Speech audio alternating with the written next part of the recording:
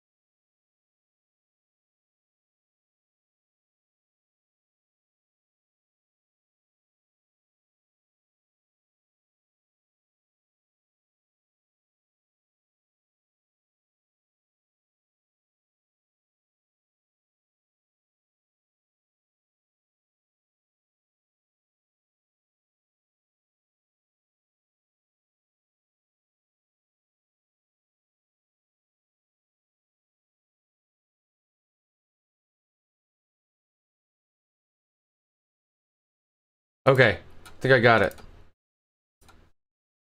Huzzah.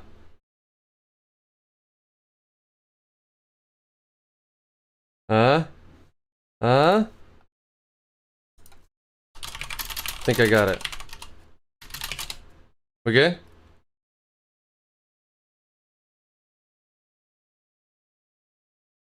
Yeah, alright, fantastic. Jesus, sorry about that, everybody. That is confusing. Apparently, when you stream, at least through whatever setup I have on right now, you can only output one audio track at a time. So, it was accidentally only... Anyway, sorry about that. Hey guys, what's up? I'm sure you don't care about any of these technical difficulties, but hey, happy birthday to me. We got the Codex. Huh?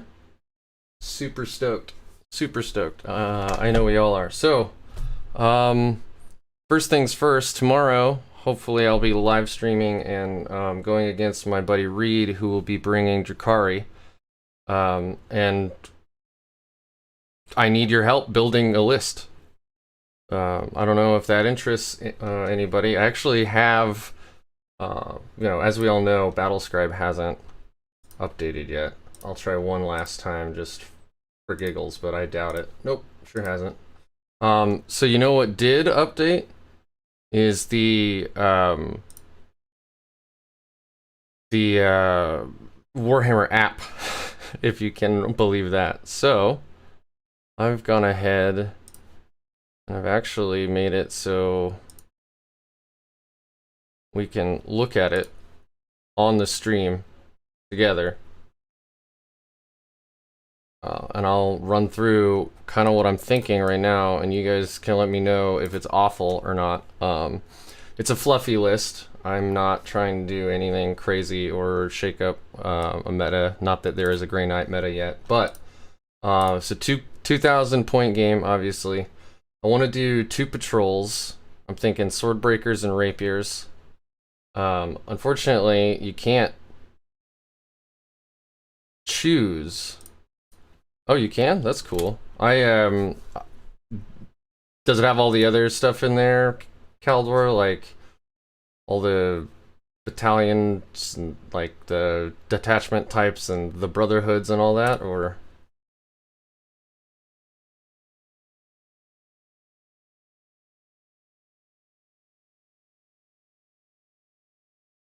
Yeah, I'm not gonna grab a GitHub repo on stream. That'll be the most boring thing for anybody to watch. So I'm not sure if you can see the screen very well, but so 2 patrols. The first one is going to be sword breakers. It is sword breakers, right? Sword something. Oh man. Bearers. Ha! All right. Anyway, so yeah. Tech Marine, Grandmaster and a Nemesis Dreadlight. That'll be my Warlord.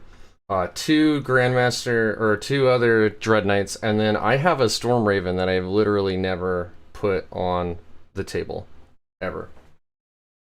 So and hilariously enough, the app actually still overpoints this by its the 40 points. I know it got a drop lately, so we actually have 55 points to play with here still. On the Storm Raven, I was gonna bring pretty much everything I could, except with the Assault Cannon instead of the las cannons, because the Assault Cannon's got a pretty good profile for popping raiders, so that's my idea. Also, I don't think he'll be expecting a big old flyer, which will be funny. I don't know what his list is, by the way. I have let him know that we're doing a fluffy-ish list. So these will be my sword bearers. I've got the Tech Marine to awaken the machine spirit of the Storm Raven on turn 1, and then maybe heal some Dread Knights throughout the game. I don't actually know if that's a good use of 80 points. I gave him the Relic, the Etheric Conduit, so he'll heal for, straight up 3 every time. And then my other patrol with the Rapiers, I was going to go with Kaldor, a whole bunch of strike squads, 2 interceptors, because I don't know about you guys, but I am so damned excited that interceptors are good now. Like, holy crap. I was so sad when I bought this army off of my friends and I was learning all about the lore and everything, and then to put the actual interceptors on the table was like disheartening. They died really fast with their 1 wound. Yeah, I think they have so much more play now. And then I couldn't fit 1 more troop in here, so I grabbed a Purgation Squad because I was going to put it in Teleport Strike. I thought it would be funny to just grab nothing but Incinerators. They actually don't have a bad profile for popping raiders out of Deep Strike, because they are strength 6. Obviously, we wouldn't need to use Astral Aim, so we could drop down and smite, blow them away with a whole bunch of strength 6 shooting, hopefully. So that's my general idea here. So the Rapiers will be able to do all their cool stratagems and everything, which is, if I remember right, they have the +1 attack, or is it exploding 6s? Or is it both? Who remembers? I have the Codex right here, but yeah, 6 Brotherhood.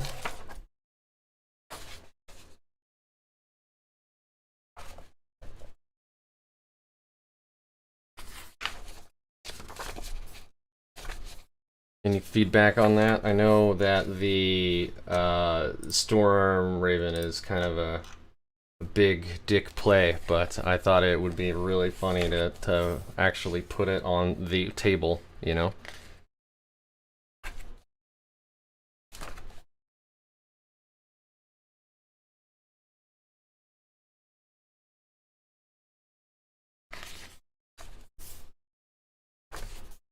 Here we go. Here's all the... So the Rapiers have the stratagem for exploding 6s. And,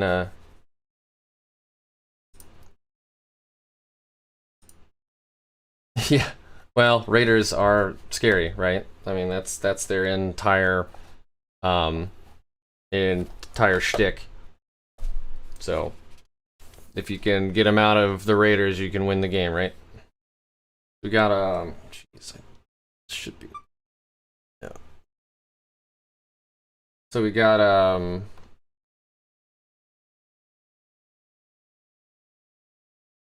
so they have the exploding 6's stratagem, and then they have the psychic power to add +1 to their attacks. So Symphonic Strike. And then they have the Advance and Charge Warlord trait, which is super cool, but unfortunately Drago only comes with his own. Yeah, exactly, Caldor. That's why I wanna give it Sanctuary pretty much every turn.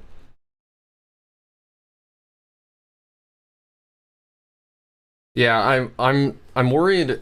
I mean, I fought Druhkari a few times, mostly with my Deathwatch, and man, if you let them get on you, it's like game over. They do so much damage in melee, as we all know. I'm mostly curious about, or I was actually going through the data cards, I ought to say, and there is a stratagem in here that I thought might be pretty interesting. So a lot of their melee oomph comes from mortal wounds, which is kind of like us now in the tide of convergence. But which one was it? Not miss, teleport, shot. Here it is. If you set to defend until the end of the phase, each time an unmodified save roll of 6 is made for a model in that unit, so you would be charged, you would set to defend, you would get attacked 30 damn times, of course. Then you could roll saves, and for every 6 on those saves, the attacking unit takes 1 mortal wound, which Druhkari are all 1 wound models for the most part, which I thought would be super cool. Martial Prescience.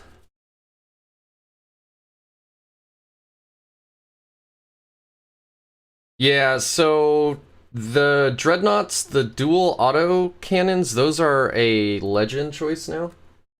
I actually have a bunch. A Caladius, that's actually a great question. I don't have the model, unfortunately, so I won't run it, but I mean, just theoretically, that's actually a really good option. That's a cool idea because, I mean, everybody's rocking tons of stratagems, so if you can make it more expensive turn 1 and turn 2, that's always good, right? So, and for the cost of effectively just the Purgation Squad, that actually wouldn't be a terrible idea. Let me switch back to that other. Yeah, unfortunately, I just don't have the model. The only assassin I actually own is the Vindicare, and as we all know, it's not as good as it could be.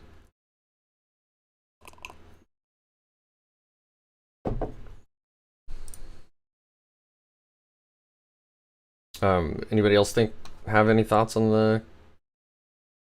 Is it Calidus? Calidus, I think.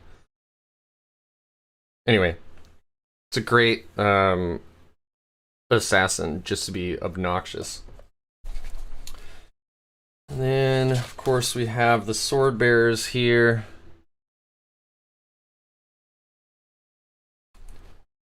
Gosh, marked for death is so awesome. So that's the stratagem that they have for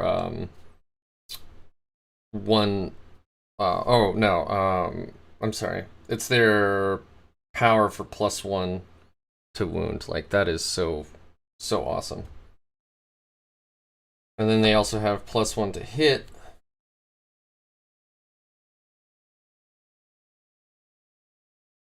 Yeah, it's this malediction power is their empiric lodestone. That's the one that gives them +1 to wound a target, which is so choice.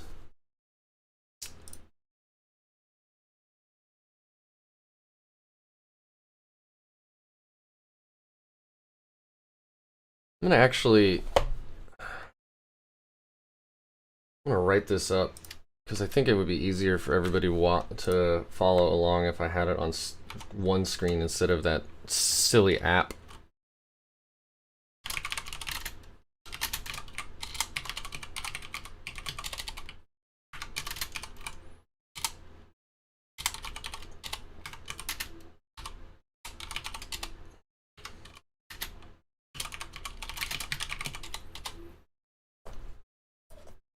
Man, I'm just so jazzed.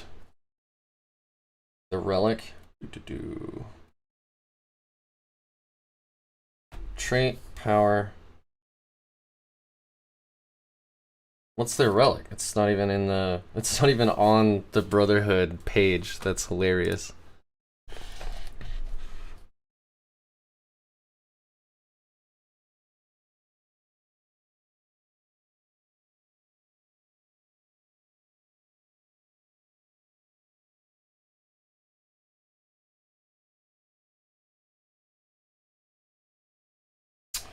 Yeah, I guess the question is, so I have you know, I have those 2 patrols, obviously, and I was wondering, for my warlord trait, I was gonna double up for the Grandmaster, in the Dread Knight. I was going to be rocking first into the fray and the Rights of War one.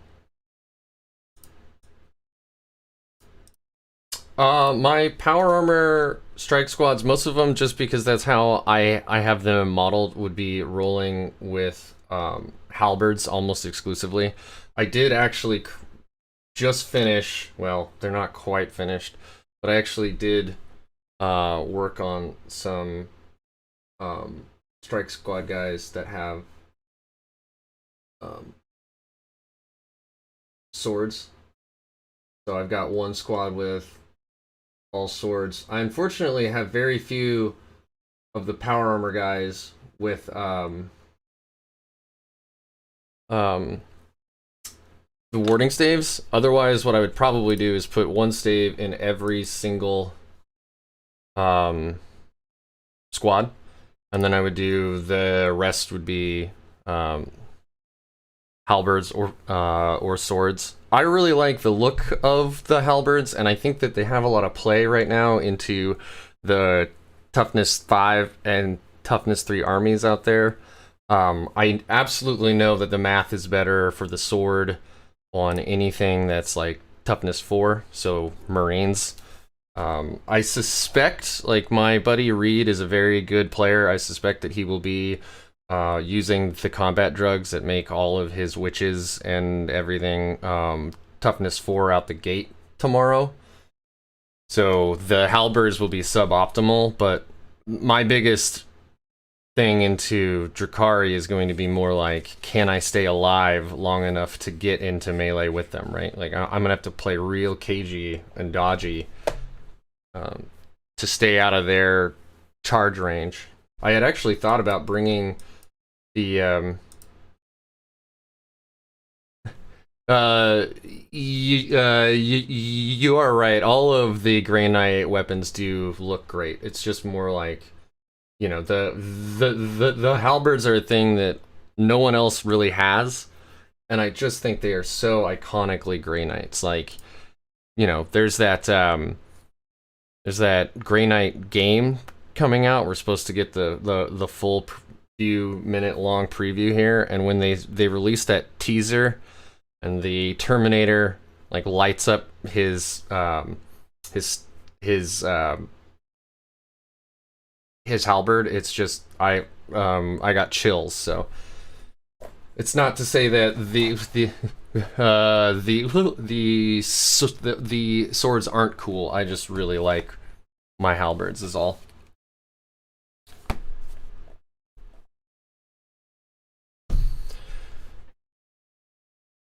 Man, so stoked to have like a good army. You know, like, we've been having to play so cagey all this time. like I know that there's some hemming and hawing right now. Folks feel like we've been robbed of the things that were good, but I was listening to an interview, or maybe it was one of you actually on the Discord that mentioned, like, like 8th edition Grey Knights, which I didn't play at the beginning. By the time I started playing, there was already a Psychic Awakening out, but 8th edition Grey Knights were just god awful. And the only reason they were good at the end of 8th was because of the buffs from Psychic Awakening that effectively just, it took bad data sheets and then gave them tremendous stratagems, right?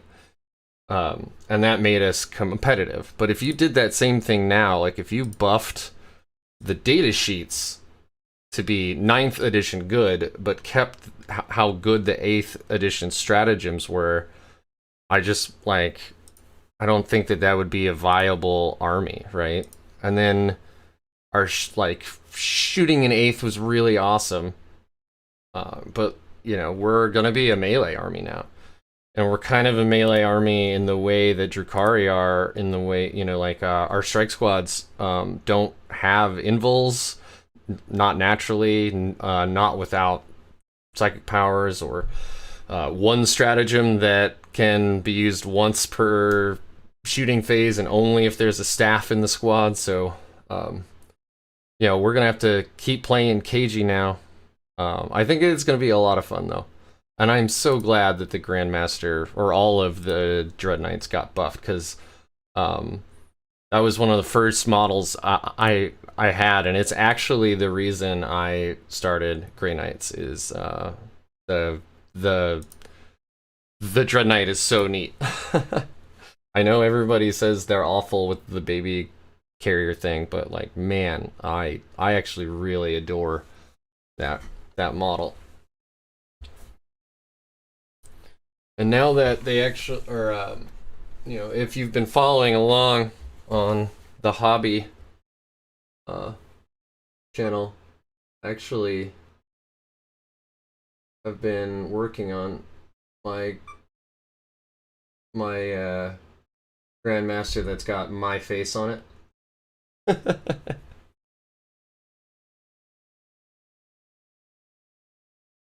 That's who's gonna be riding into battle with me tomorrow morning. I'm not done yet, but I've got like what's everybody else's Grey Knight pile of shame look like right now? So, because this is what I've been working on this week. Let me make sure they're all actually in the camera shot here.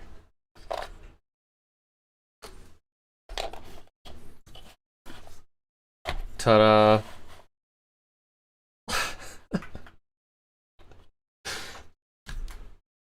So, obviously not done on a lot of these guys, but I completed 2 purgation squads that I was working on a little bit before the Codex was even announced, and then I've got my Brotherhood Ancient now. I'll probably be running this guy as, because unfortunately the Paladin Ancient now only buffs Paladins.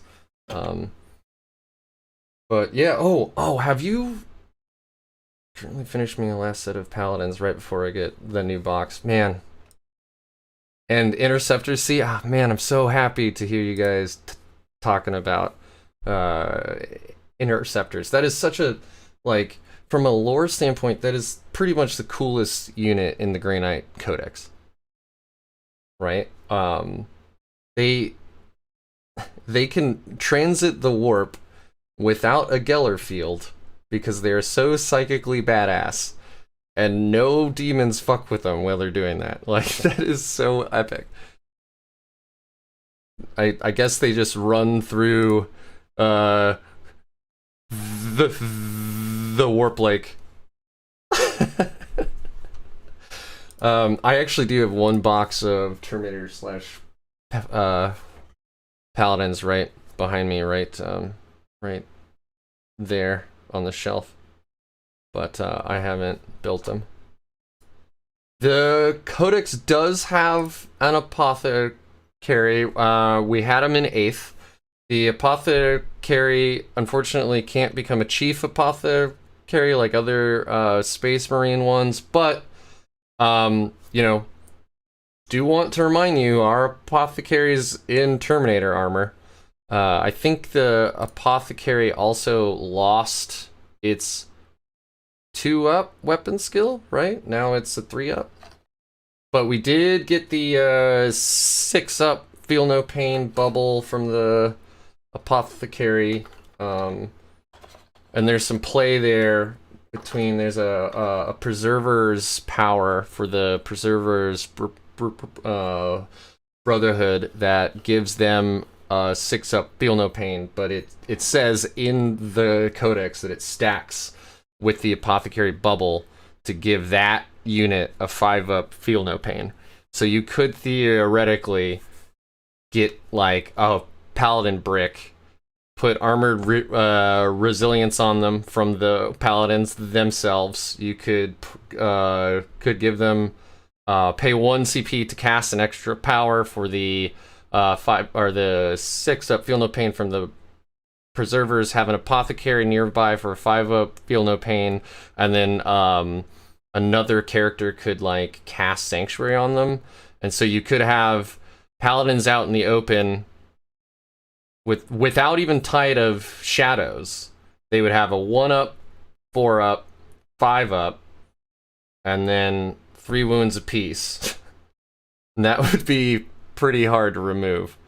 Unfortunately, no transhuman, but that'd be pretty hard to shift. I have not tried a game with the new Codex yet. I just got it today. Ta-da!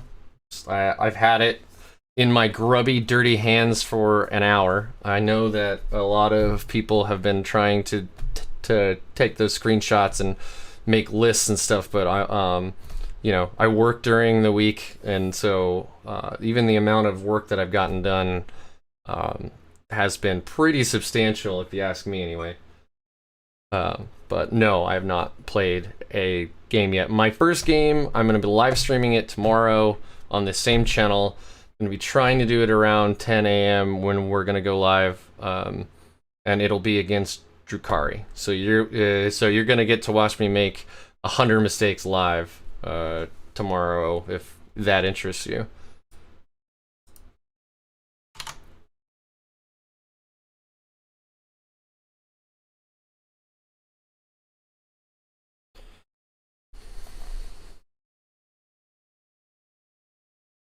Actually, I'm gonna hold on to this because actually, let's look up those apothecary stats while I'm thinking about them. Give me them data sheets. Here we go. So the apothecary is, oh gosh, this is a little hard to put into frame, but yeah, so it lost 1 weapon skill. It's now at 3-up. Still's got its 5-up from being a Terminator.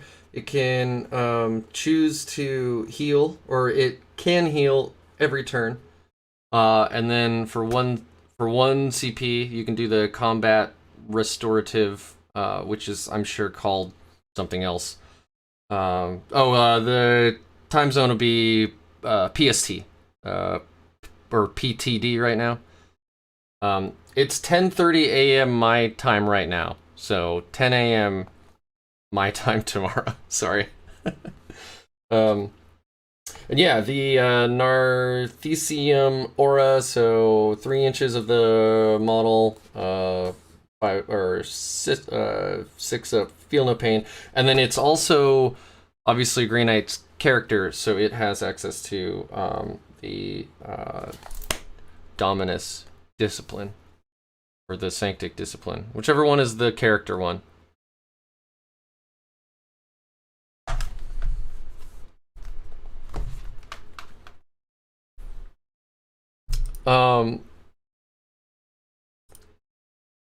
The legend. I just talk too much. I don't know if that makes me a legend, but thank you, Shazzy Bear. I used to use the Apothecary and some Psy Cannon Grey Knights with Psy Cannons. Astral Aim, Deep Strike. Yeah, I mean we all used to do a bunch of those crazy Astral Aim shenanigans. I was a little sad to see Astral Aim go, but you know, well, I guess it's still around, but I mean, it's very obvious we have transitioned into a melee army now. We are not a shooting army anymore. Not to say we have bad shooting. I mean, Stormbolters are still Stormbolters. They'll, you know, weight of dice is still a thing. But yeah, with Astral Aim and Psybolt ammunition being changed, I won't say nerfed, just changed. It's definitely changing the way we'll have to play this armor for sure.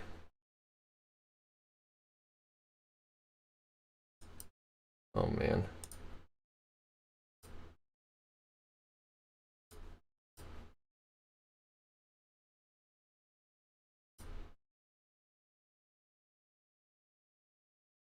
I mean, I guess I'm not showing y'all a whole lot that. Is the stream okay? Yeah, there it is. Okay. I guess I'm not showing y'all a whole lot that you haven't seen before. I just want to keep this like hype train going, you know. And I mean, let's be honest too. It's my birthday. I'm 37, and I got a sweet book on my birthday. So.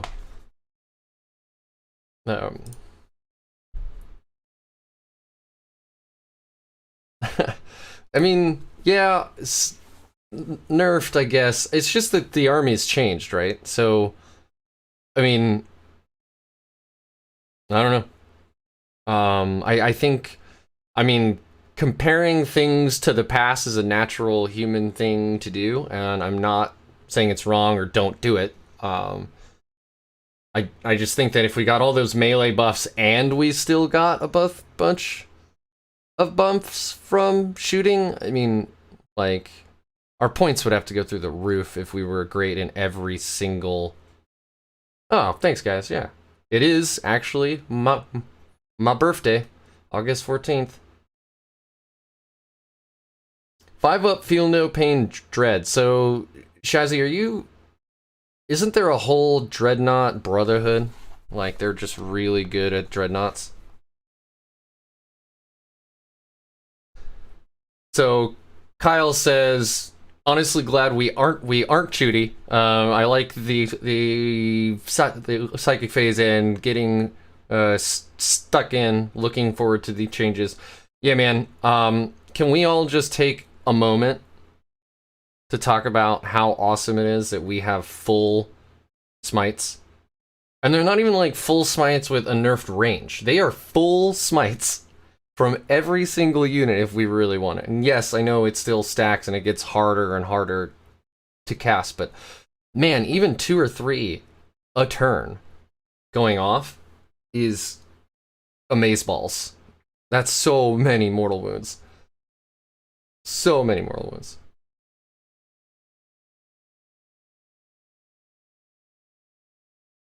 Yeah, and there's a power now, so we can target one unit, and everything that's a psi weapon or a nemesis force weapon gets +1 damage against it. Like, I mean, Hammerhead is reroll all wounds.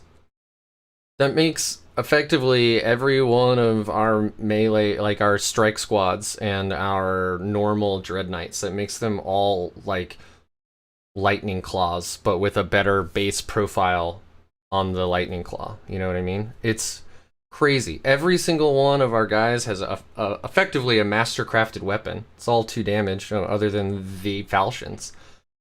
That's crazy.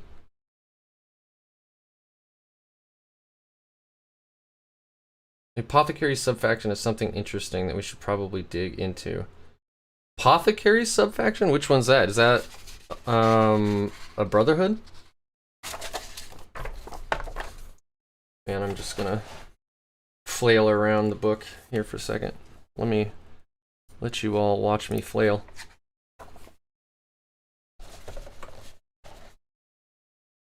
So there is the Dread Knight one. I know there's a like they give advance and charge powers to dreadnoughts.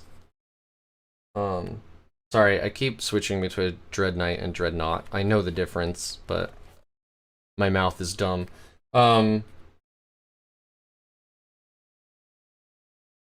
Man, Blades of Victory allows like recharge or reroll charge rolls. You could drop something out of like Deep Strike, cast this on it. You get, you know, and what's it? So we know we have with a command point reroll, a 9-inch charge has about a 50-ish% chance to go off. But if you do it this way, you get to re-roll it once for free, and then you can still, or no, you can't re-roll a re-roll. Never mind.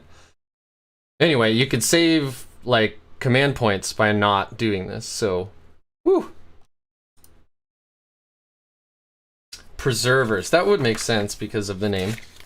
And yeah, Charge of the Ancients is a 1 CP stratagem for Preserver Dreadnoughts. It makes them move 8 inches. Reroll all charge rolls for that model, and each time it fights, if it made a charge move, it gets +1 to damage for melee weapons. It does say you can only use this stratagem once, unless you were playing Onslaught, and then you can use it twice. Oh, is the Apothecary subfaction you were talking about the Preservers here with the Aegis Eternal power? Because it's a warp charge value of 6 if manifested until the start of your next psychic phase. Each time a model in this unit loses a wound, roll a d6. So it's a 5-up, or it's a 6-up, feel no pain, and then it says right here that it stacks with the Grey Knight's Apothecary as well. It's a 5-up, feel no pain. And even the Warlord trait isn't exciting, but it's not bad. It's the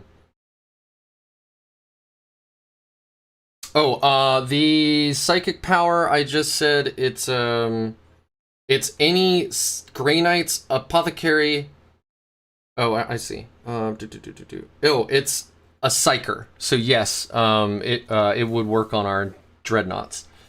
It wouldn't work on like rhinos or storm ravens or whatever, but yeah. Yeah, so it's just a psyker. But the apothecary thing is specifically in infantry. So you can give the dreadnoughts and dread knights a 6-up, feel no pain, but to stack it to a 5, it requires infantry only. Sorry, bud, but that would be pretty great if we could.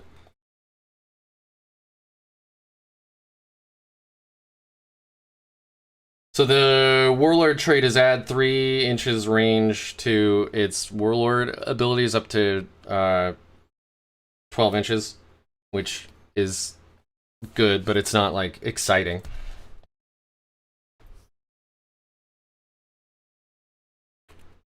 Man, the art in this book is just so cool. I'm so glad that they fleshed out the Brotherhoods. That always felt like it was lost opportunity, you know? Prescient Brethren, they have a Foresight stratagem. Use it in your shooting or fight phase on a Psyker unit, and you reroll a a hit roll of 1 and reroll a wound roll of 1.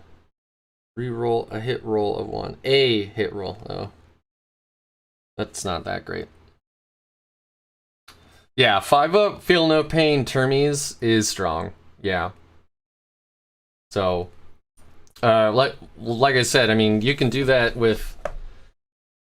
I mean, Paladins, I know they went down in points, but, like, Paladins in Tide of Shadows are -1 to hit. I mean, let's assume everything is stacked perfectly, right? They'll be -1 to hit. They'll have effectively a 0-up save if they use Armored Resilience on themselves. They could even be in cover. Well, they'd have to be if they get... So do they go... So would they ignore AP3 at that point? Or does Tide of Shadows not stack with light cover? Oh, man. That's crazy. Oh, you're right. They can't. Yeah. They're honored knights. Thank you very much. That is a good point. Yeah. So you'd have to use Terminators, but you could put Armored Resilience on another character, right? No, I don't think you can. Let me check. Actually, does Kaldor have access to Armored Resilience? I'll check right now. I don't think he does. Yeah. Blah. Yeah, and Tide. I assume Tide didn't stack because it started to sound too good, and if we're too good, then we'll actually beat Admech, so. Speaking of which, how's everybody feel that this new Codex will do into Admech? Is there a good, like, bat rep out there I can watch? I've been, like, sucking up as many bat reps as I can, but if I'm honest with you, if I watch another one that's Grey Knights versus Thousand Suns, I may kill myself. I'm getting very, very tired of like hour-long psychic phases. Oh yeah, that's right. Oh man, I actually like how they've made the librarians that flexible. Like, how do you make a librarian in a faction full of librarians stand out? You know? I mean, that's just...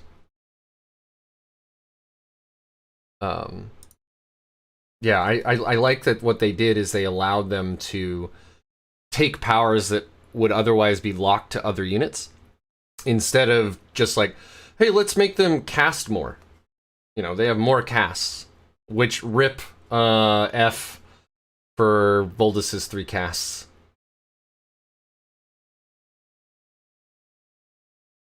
So Kyle, armor saves are a little different. You can end up getting different stacking buffs from, like, storm shields and cover, for instance. So if Kaldor Drago with his storm shield is in cover, he has effectively a 0-up save, which obviously saves of 1 always fail. So really, it's more like he would ignore AP2 at that point and go back to his 2-up armor save. So if he gets hit with a -4 AP plasma shot, he still has a 4-up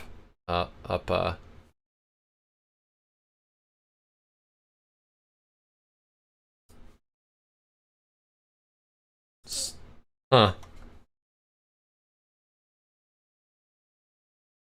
Are we hearing everything okay?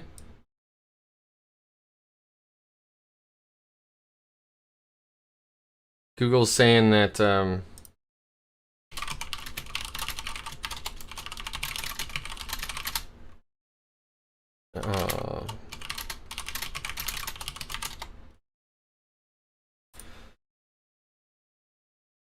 yeah, I also hope that we get... Yes, exactly. Andrew's got it, for sure. That's how I lose paladins all the time in 8th, man. Like rolling ones is a failed save every time. So, well then I guess Google's a liar. I hope we get a sub-faction upgrade for paladins or an army of renown. Yeah, me too, man. It's so the whole COVID thing and Brexit and everything, I know it's really screwed up Games Workshop's release cycles. So I'm wondering, like, if you look at Warzone Octarius, it's not the charted Zon one. It's the one for like, it's got Nids, Orcs, Deathwatch, and Imperial Guard on it. But 2 of those armies don't have a 9th edition Codex yet. So it makes me wonder if Nids or Imperial Guard will be next, because they're already showing us teasers of content, you know, for upcoming books that have armies in them without new books yet, if that makes sense. So I'm hoping that in Chartizon or whatever, when the Grey Knights part comes out for that, because they've already actively said that we're gonna get, you know, they've hinted heavily at us being in that book eventually. I hope that we get something for our Honored Knights as well, because I really feel that I don't know. I mean, we've just got the book. There haven't been a whole bunch of like, there hasn't been a bunch of thought put into it yet. There haven't been the hours and the reps in new games. So, I mean, we can't say that they missed the mark, but I do think that the Honored Knight keyword is a pretty substantial, my initial reaction is it's a pretty substantial disadvantage. Honestly, if it weren't for the fact that Purifiers have just a straight up 3 damage smite that goes to, was it D3 plus 3? This is insane. And the -1 damage strat, I don't even think that, like, they'd be very good at all. Even though they're not that much more expensive than a strike squad. You lose obsec, and there are ways to give things obsec in this codex, thankfully, but yeah. And I really feel, you know, for people like Stefan from One Last Blade, that dude loves Terminators, and I do too. Like, those models are fucking epic. I love them. I love my Paladins and my Terminators. But if you're thinking in it competitively, point for point, you know, it's not that the Terminator stat line is bad, it's that the Terminator stat line is not as good point for point when you compare it to a Strike Marine. Or a Strike Squad guy now. That's really the thing. So, Grey Knights are a sub-optimal choice, but it doesn't really make them bad, right? Anyway, this is a really long tirade that basically I agree with Shazzy Bear. I hope that we get some kind of sub-faction upgrade for our Honored Knight brethren, like the Venerable Dreadnoughts.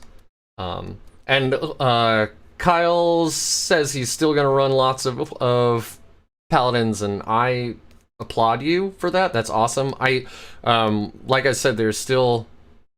I think there's still a lot of play there. Like, Paladins are the only unit that gets to choose, or the only infantry unit that gets to choose what their powers are.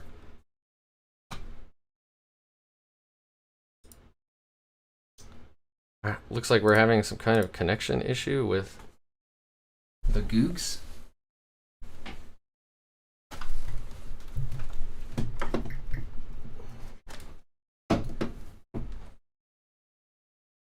Oh, okay. Weird. Successfully connected.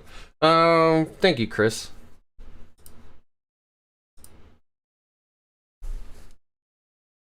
Yeah, we're still sending data. I don't know. I'm very new to the stream thing, so I'm never 100% sure like what the dashboard's trying to tell me here. If we're because it said chat was disconnected and then reconnected, and I don't know, very bizarre. Yeah, rule of cool is legit, man. You should definitely play what you want to play.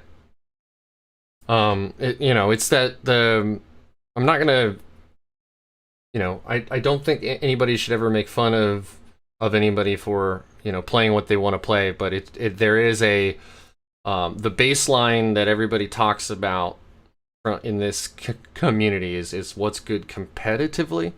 So I don't think Terminators are as competitive as Strike Marines. I think that is a fair statement to make, but I do not think they are bad, and I definitely think they are really cool models, for sure.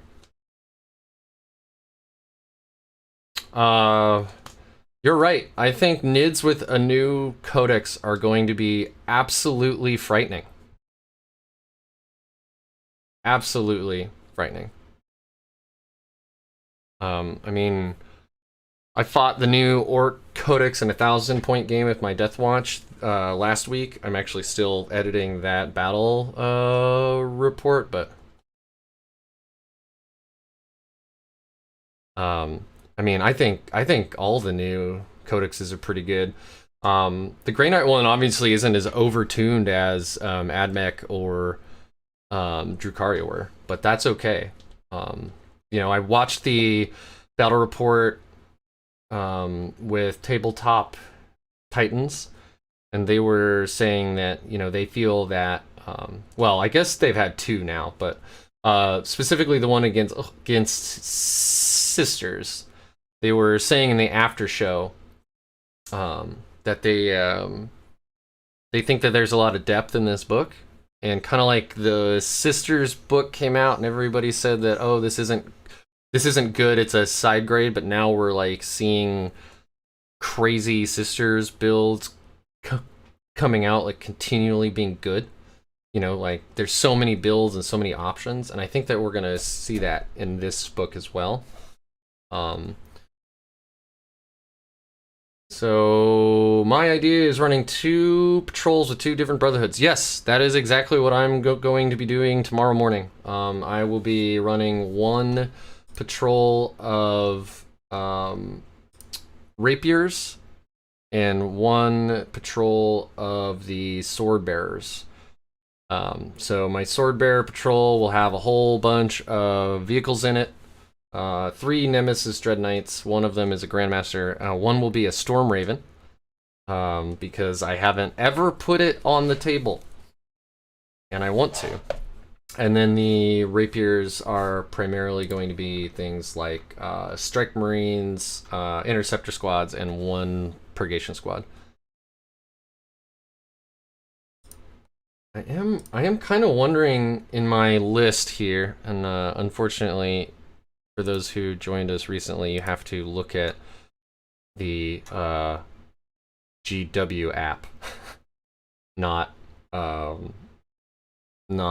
Battlescribe. But I am wondering if I should drop the Tech Marine. So the app, hilariously enough, hasn't put in the points decrease from the Storm Ravens yet, so we actually have 55 points to play with here. And I'm wondering if I shouldn't drop the Tech Marine for a Librarian.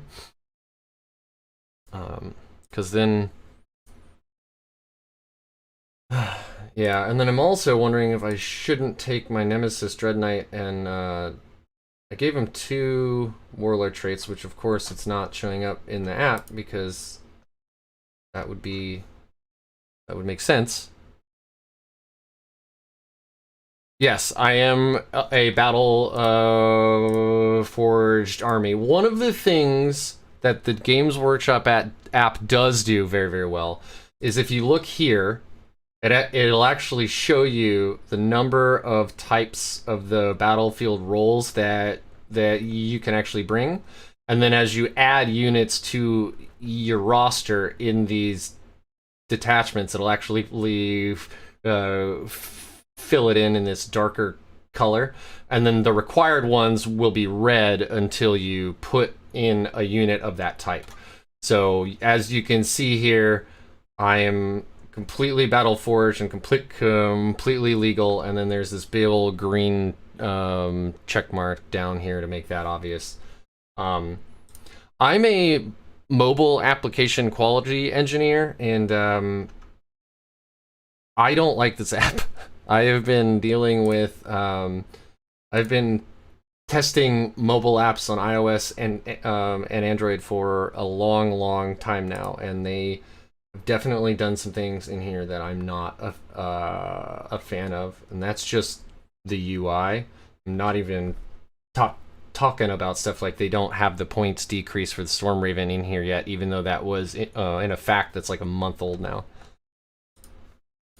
But I'm not going to get too far down that track, because no one needs more salt at the moment. Man, I'm excited to run this. So excited to actually run this. I've had this Storm Raven for like 18 months. I bought an old Grey Knights army off of a friend who was getting out of the hobby, and it came with this Storm Raven, and I've never actually put it on the table.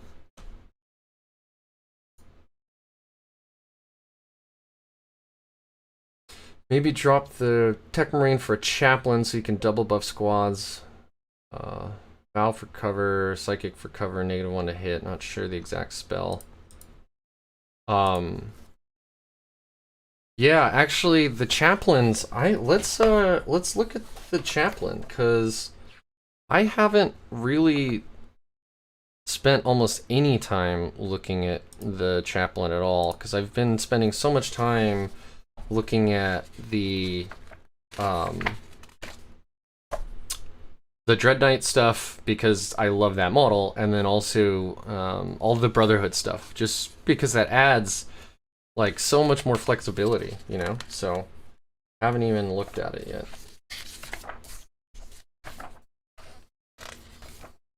Chaplain. Alright, so I don't think the stat line changed almost at all, which is fine. But I guess teleport strike, spiritual leaders, yeah. 4-up invul. The litany of expulsion and litanies of purity. So that is on page 66. All right, so the one that they always know is the same as every other Chaplain ever. If you're in melee, you can reroll the hit rolls. Words of Power. I don't know if anybody watched the Art of War game between John Lennon with the Thousand Sons and Richard Siegler playing Grey Knights, because holy crap. I mean, I don't think this is going to be meta, but like he rushed in 10 rapier falchion interceptors with all the buffs on them, including Words of Power here, in the Tide of Convergence, and it did something like 22 mortal wounds from those buffs. That's not including all the other attacks that like landed and wounded. That was just the mortal wounds from Words of Power. So that gives a Grey Knight core or Grey Knight character unit anytime it makes a melee attack with a Nemesis weapon, an unmodified wound roll of 6, automatically wounds, and automatically wounds and additional time. And if the Tide of Convergence is dominant, it also takes 1 mortal wound. But then the Tide of Convergence does 1 mortal wound on wound rolls of 6. And if you put falchions on them, you're doing that, you're just fishing for mortals. right? Not to say that the falchion is the best weapon profile we have. It isn't, but you get and then the rapier, one of the Brotherhood powers, gives +1. Oh, exploding sixes for hits on that's a stratagem, and then they've got the power for +1 attack as well. So you get in there with 10 interceptors swinging 4 times base just from their data sheet and the rapier, and then they get another attack from their power, so that's 5 each, so that's 50 attacks, +1 from the sergeant. You see where I'm going with this? And then you've got exploding sixes to hit. So you're gonna have probably 55 hits out of 51 attacks. You're gonna hit on twos. Well, I guess maybe 55 is a little high, but anyway, you're gonna hit a lot, and then you're gonna get exploding sixes, and then every 6 to wound does a mortal wound. It's a crazy combo. Like that is like, I don't think there's anything in the game that's not a Titan or a super heavy that you couldn't theoretically one-shot that way. And if it was a Titan or a super heavy, it's going to be very, very, very hurt when you're done with it. Obviously, that's also perfect everything, but... okay, so words of power is very good. Intonement for guidance, you can ignore any hit roll and ballistic skill modifiers. Any and all hit roll and ballistic skill modifiers while making a ranged attack. So you could put that on a purgation squad. They move forward. They ignore the ballistic skill modifier, I assume. Psalm of Purity. On an unmodified wound roll of 6, you increase the armor penetration of that attack by 1, and it just says it's ranged, so AP would go up by 1 on hit rolls or on wound rolls of 6. I guess that's okay if you have a purgation squad with a bunch of silencers in it, just through weight of dice, or maybe a large brick of like a 10-man Terminator squad or something, just through sheer volume of storm bolter fire. That's pretty good. Refrain of Convergence. If this litany is inspiring, select 1 unit within 6.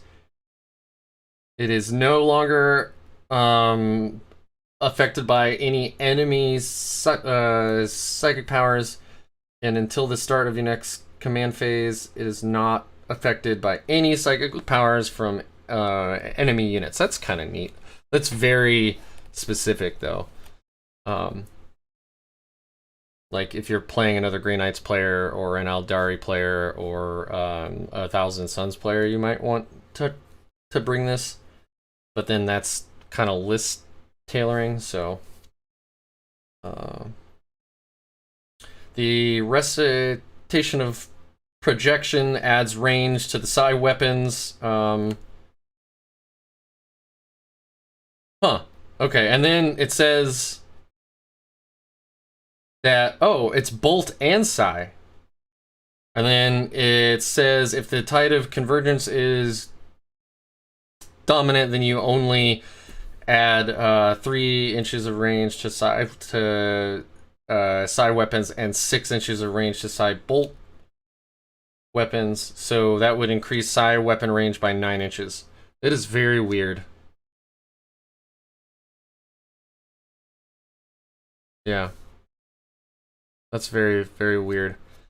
Because then, if I'm reading that right, you have like storm bolters with 3-inch shorter range than your psi weapons, which I guess is okay on a purgation squad where you don't really care about those 4 or 2 extra shots from the sergeant. You just are trying to get your like silencer shots or your psi cannon shots in there. And then invocation of focus. So hey, that's how we get back our +1 to cast.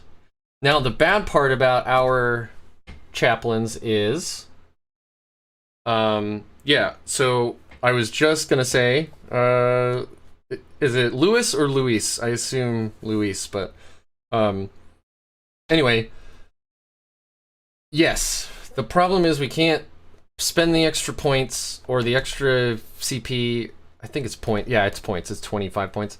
To make them a master of sanctity. So instead of it going off on a 2-up, it's only on a 3-up. And then they can only ever cast one or have one of these litanies going off, not two, unless you want to spend the 2 CP. Because, and you know, to rely on that, it's just, that's a lot of CP to be like relying on. I don't know. I don't think it's like, if you're gonna bring one of our chaplains right now, you're gonna bring in mainly for words of power, and that's it. Because you only get the 1 litany every turn anyway, so you're gonna cast your best power, and it's gonna be words of power. So now they are, like you said, they are decent beat sticks, but you like, you know, Grey Knight characters, this is one thing that didn't change in the 9th ed book, but like Grey Knight characters are really buffers for everyone else, right?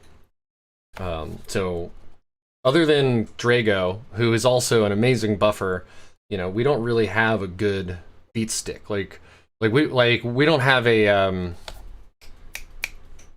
we don't have a Drazar, right? Not really. Who just buffs himself and other succubi, I think, and that's it. So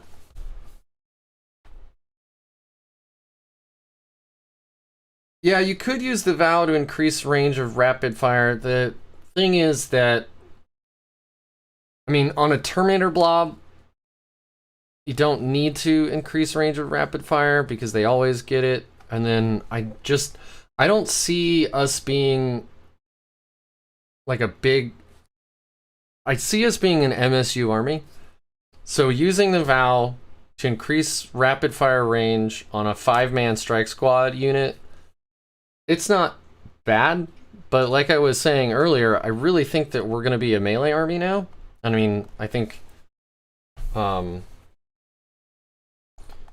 you know, so I'd rather get the melee buffs onto my melee units, but that's me. Yes, a unit can receive and benefit from 2 litanies, not the same one, obviously. You can't put words of power on the same unit. In fact, it even states only 1 litany can be active at all anyway, so even if you brought like 3 chaplains, they can't all use that same litany.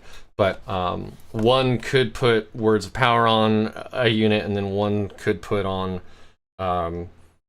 invocation of focus, and then give everybody a +1 to cast. So you can do it. You could do it that way, but then you have to bring 2 chaplains, which isn't necessarily bad. It's just different. I think I've only seen 1 list ever that had 2 chaplains in it. Somebody said, Andrew said that they're keen to use 2 librarians. Yeah, I don't know. There might be some double librarian play in the new Grey Knights Codex, just because they're some of the few cast 2 units that we have left. And they get to pick from all of the non-Brotherhood powers. There might be some play for double librarian, that's true.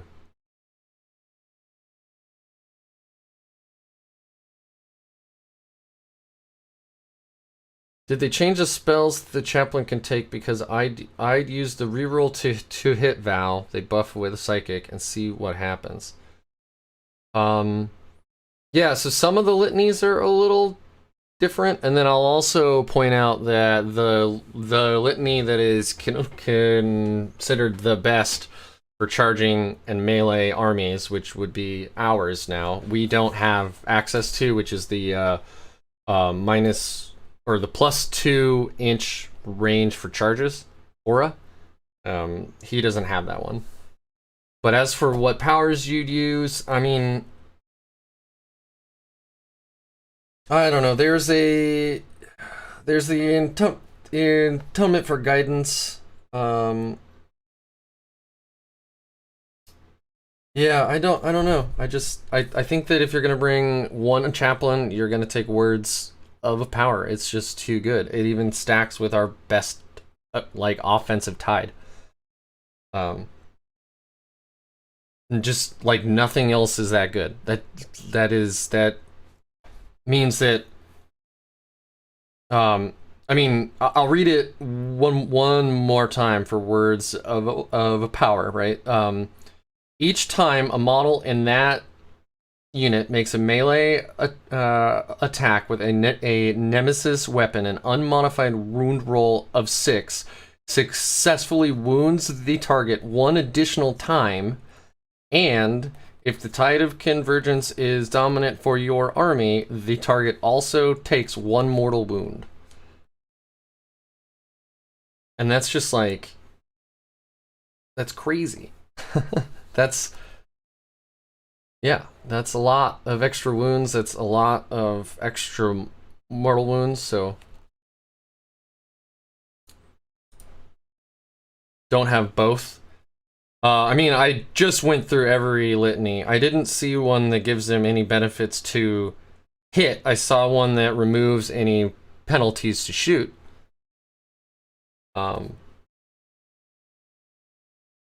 Or you mean they don't have both litanies and psychic powers? Because they absolutely do. I mean, it is a Grey Knight, so it's both a chaplain and a psyker.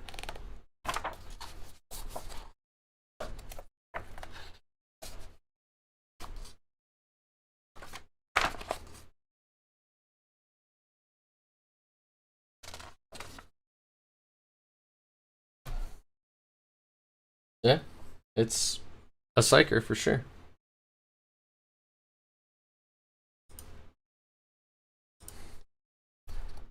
Man. And then the Brotherhood Ancient, I think, is going to be great too.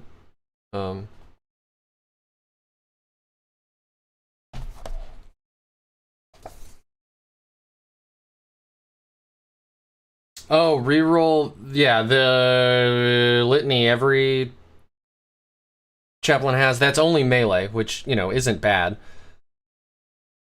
The problem is they can only have one up. So if they can only have one litany up at a time. So because again, we don't get Master of Sanctity like every other Space Marine does at the moment. We only get the one. So they're kind of like, I don't know, it's like they obviously got buffed, or rather, because we don't get all the other buffs that every other Space Marine chapter does, they buffed the powers that we get. Like Words of Power is so good.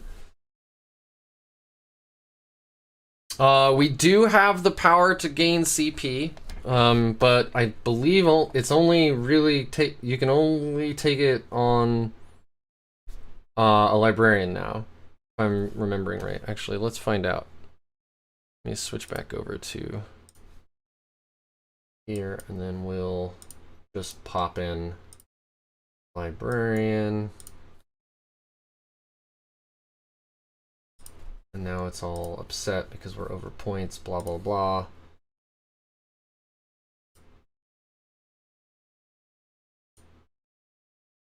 Can we actually take Combi Flamer, Combi Melta, and Combi Plasma on our librarian? I don't think we can. This is another bug in this. And then, unfortunately, with this app, you have to go to here, then go to Options, then go to Psychic Powers, and then you scroll down to your librarian. It's very convoluted.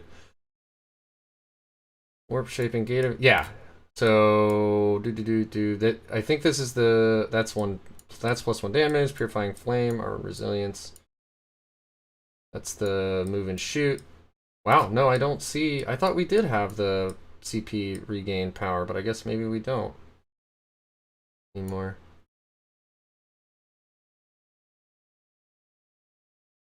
Oh, that's sad. We lost that. That'd be very sad. Oh, is it only Drago? Where'd Drago go? There you are. There you are, buddy. +1 damage, Sanctuary, gain affinity, warp shaping, Vortex of Dune, Ghostly Bonds. I don't know. Also, I mean, let's be clear here. It could just be that this app has bugs in it. Let's actually look at the book, huh? The actual source of truth.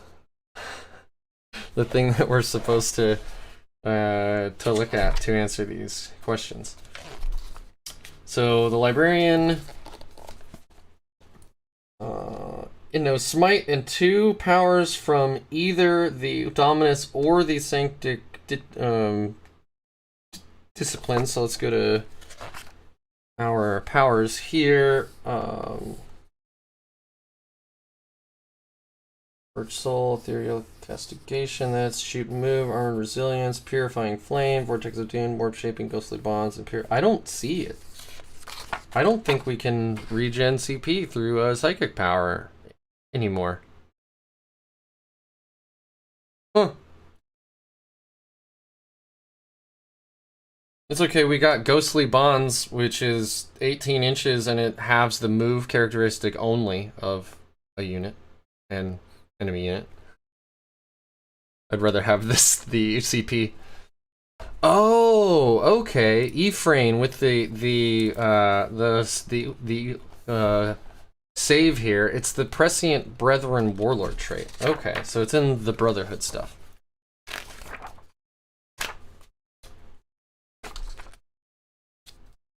Warlord trait, divination. It's now a psychic action, warp charge of 6. You can attempt to perform this psychic action, and if completed, you gain 1 CP. Thank you, Ephraim, for the save on that one, because I thought I had heard people using it, but I'm glad I'm not completely insane. Just mostly.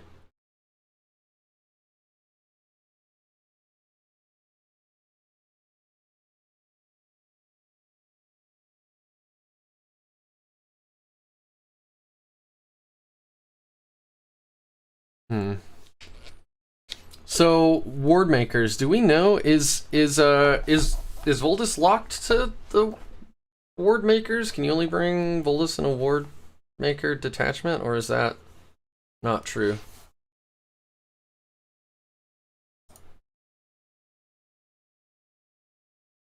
I don't know what to believe anymore.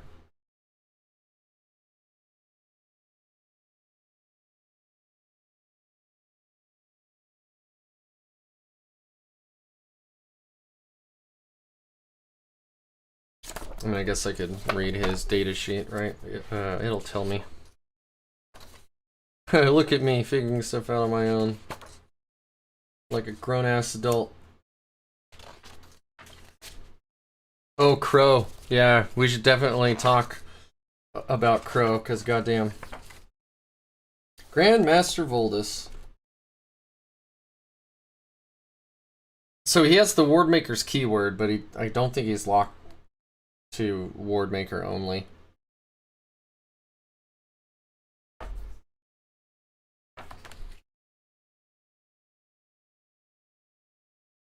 Yeah.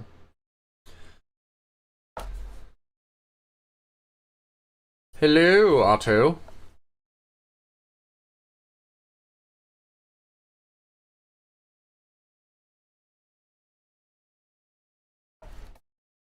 So, Castellan Crow. It's a cool new model. I've got the old pewter one still, but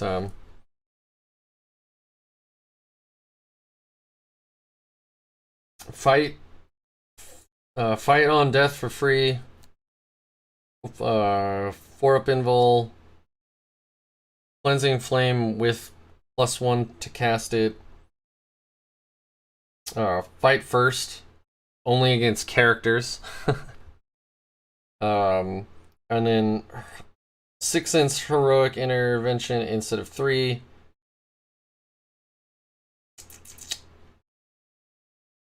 I don't know. Black Blade thankfully got buffed. It's basically a mastercrafted power sword, but unmodified wound rolls of 6 inflict D3 mortal wounds, which I assume stacks with the tide of convergence, so to be D3 plus 1 mortal wounds.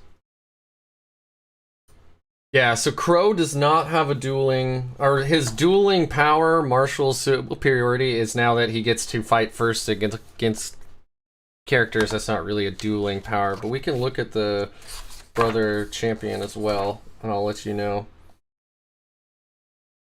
Yeah, he's got the exact same thing now. So at the start of the fight phase, if this model is within an engagement range of any character units, it can fight first that phase.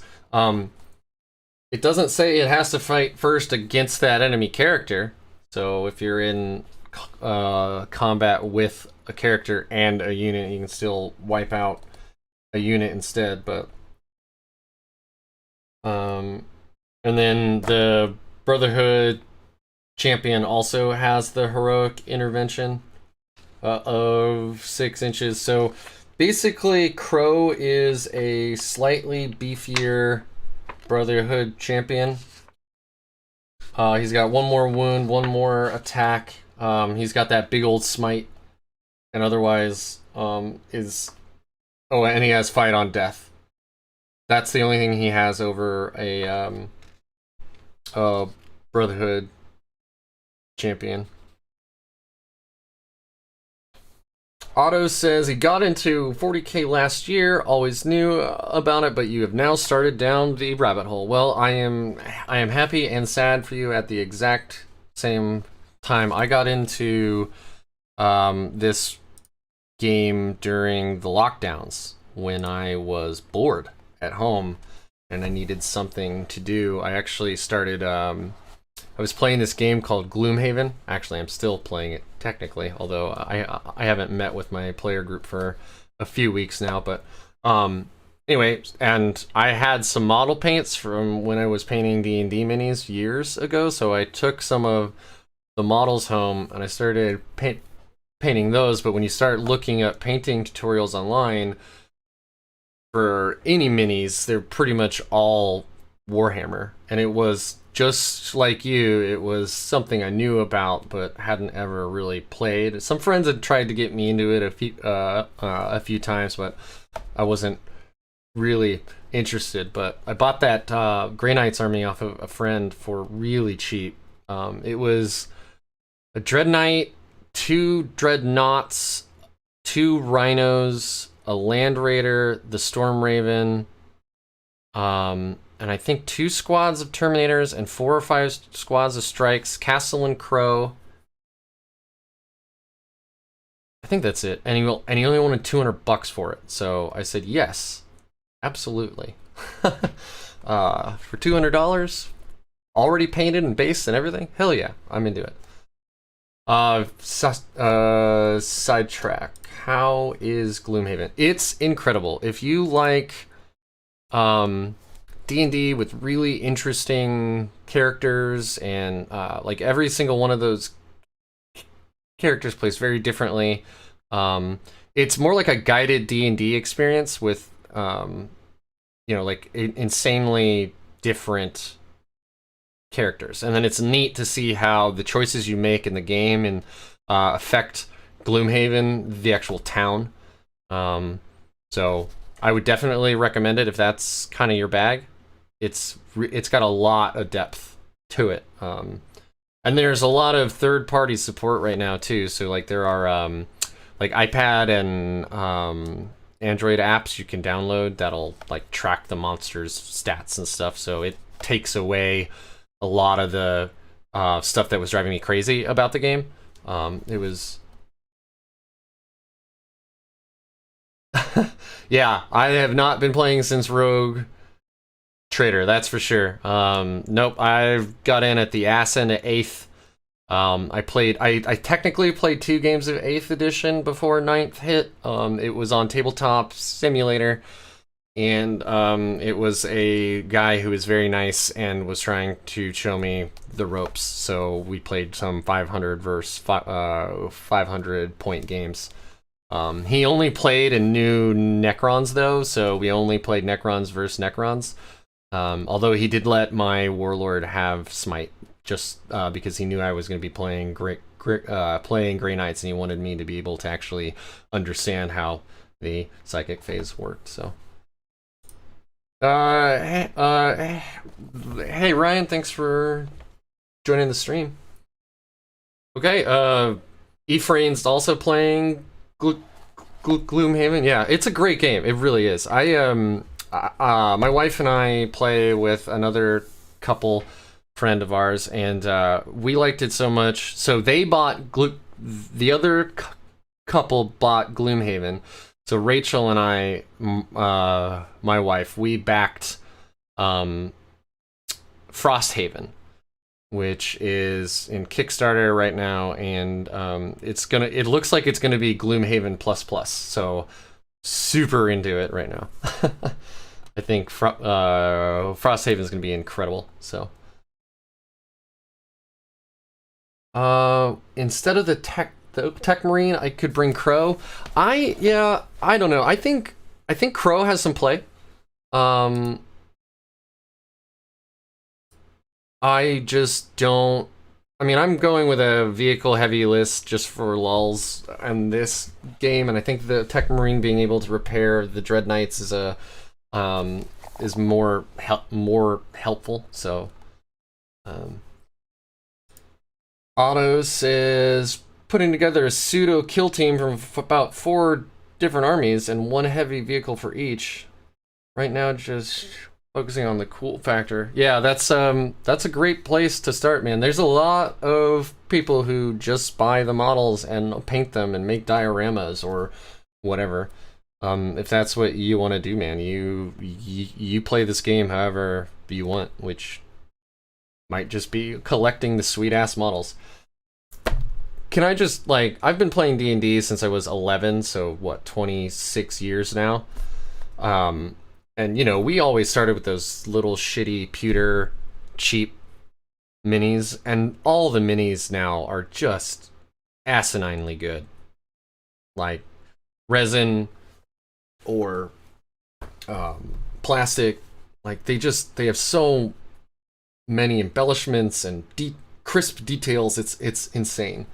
And then if you're like me and you also own a resin printer and an FDM printer, like, you can print out any D&D creature you could possibly think of. Someone out there has a Patreon or whatever to just print like the craziest, most detailed models ever for a few cents, just cents worth of actual resin. It's a good time to be in this kind of miniature hobby right now. And even if you don't have a 3D printer, there's places out there that will print them for you for very inexpensive.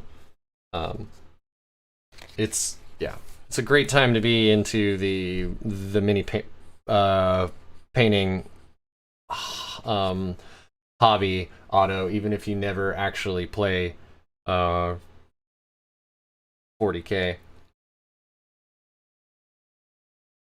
Obviously, everybody in here would like you to. But you definitely do not have to. Oh, Crow. Man, I was really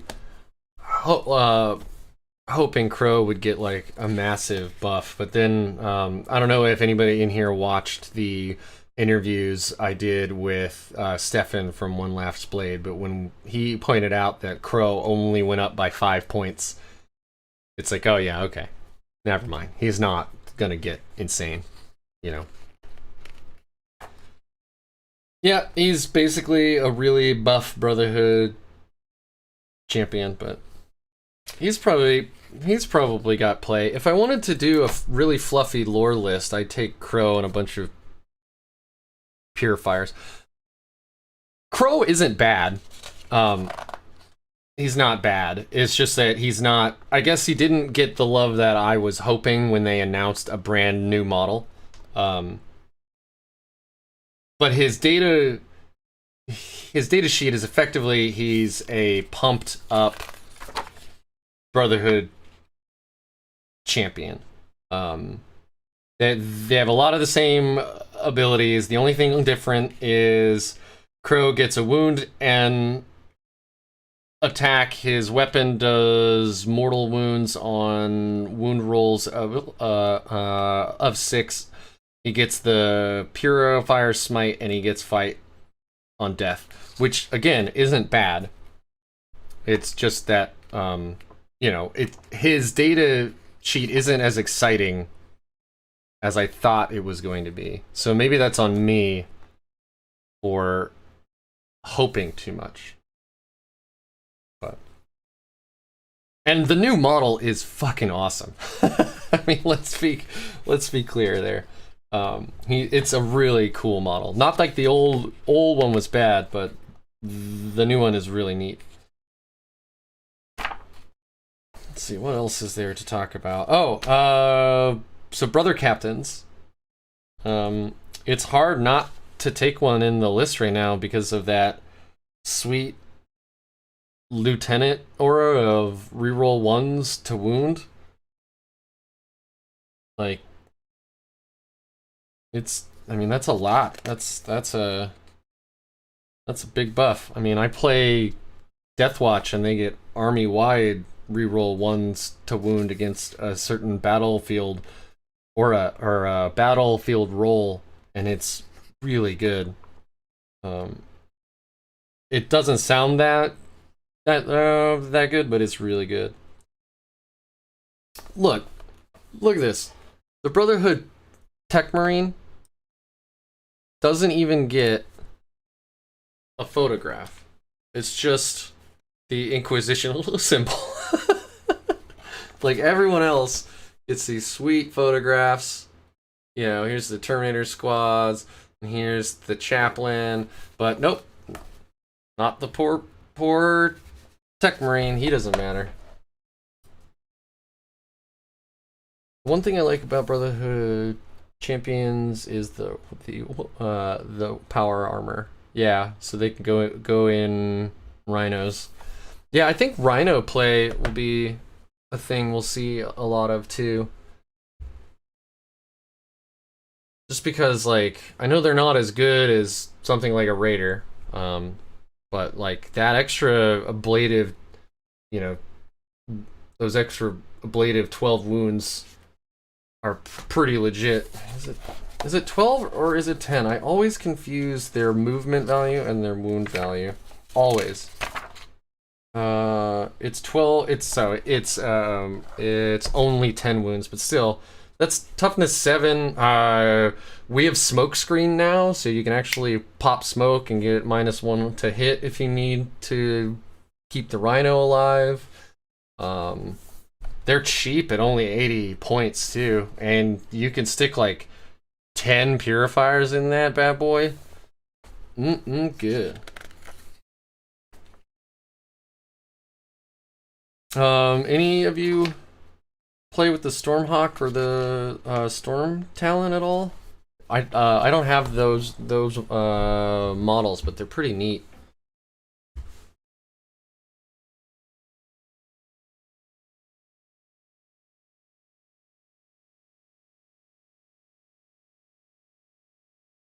Oh, yeah.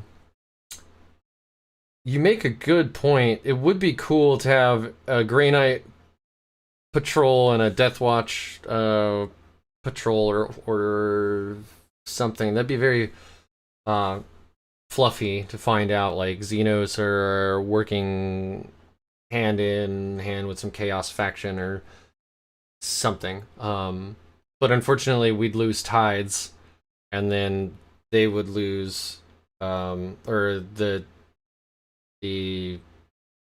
Death Watch would lose doctrines entirely, and those are hard pills to swallow. I mean, you could always do a fluffy game with whatever you want, obviously, but yes, we can still take Razorbacks.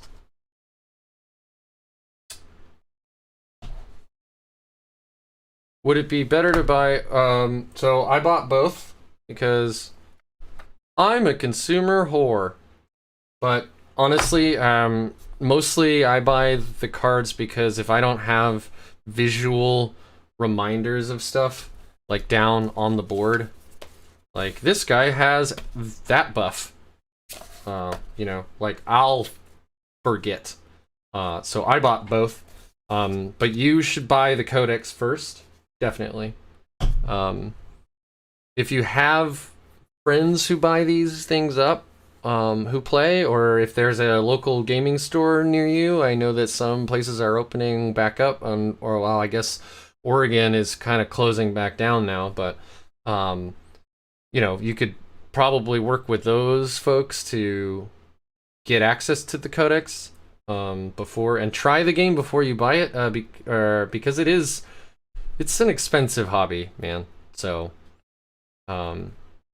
if you're like me and you want to just leap right in, then yeah, do it. But that's not for everybody. But if you had to pick for some reason, I would definitely buy the book, not the cards first. The Grey Knights can... Yep. I wonder if there is Razorback play. Because I think that the Sword Bearers Brotherhood buffing vehicles, just like,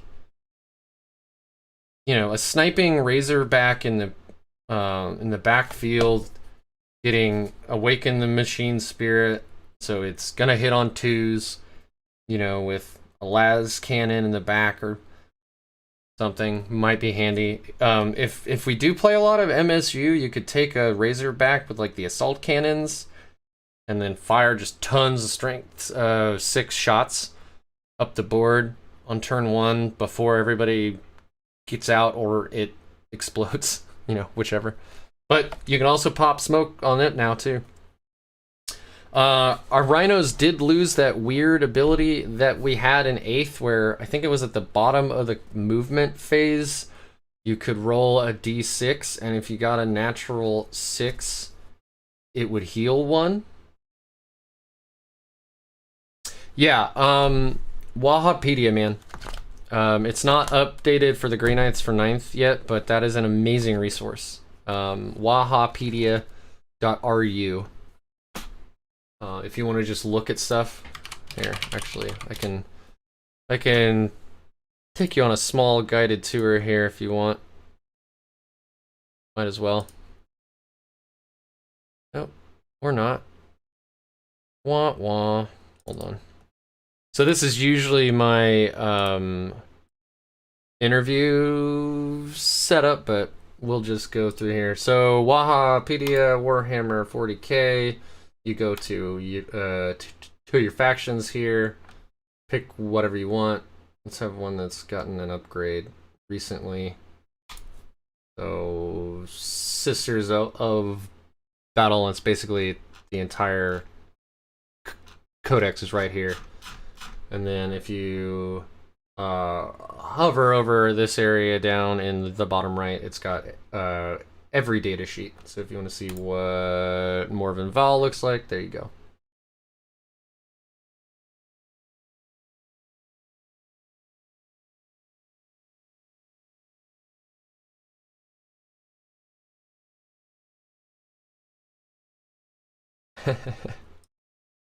I used it getting into Grey Knights and Templars, and it's led me to getting lots of Grey Knights. Yeah, Wahapedia is a very strong resource for sure. And I know that they're updating all the time. dude, I love getting new players i- into the game, so don't worry, man. Like it's it's complicated. It takes a lot of time to wrap your heads around some of these abstract concepts. It's really easy to make mistakes, either to your detriment or your benefit. But I think that complication is what makes the game so cool a lot of the time. Oh, and I switched to the wrong screen.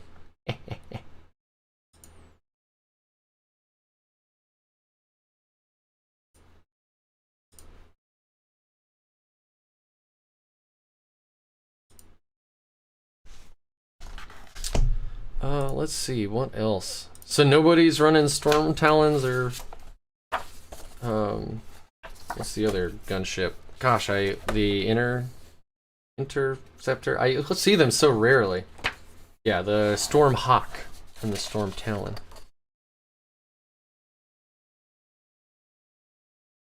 And the other thing that's really cool about this game is like, and kind of like Gloomhaven and Frosthaven too, you are sitting around a table with other people, like having social interaction and hopefully having a great time, cracking jokes, you know, like drinking beer, whatever.